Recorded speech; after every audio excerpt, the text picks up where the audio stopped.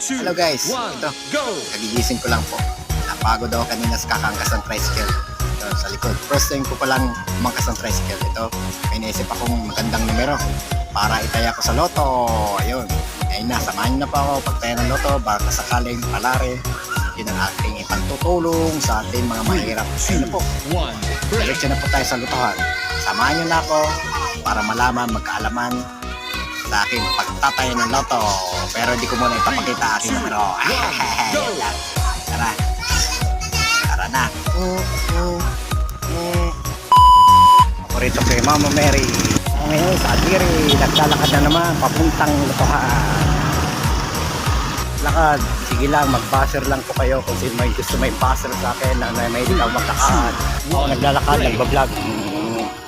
Yan. Rin yung maglakad kasi para exercise sa ating mga katawan para tayo lalong lumakas.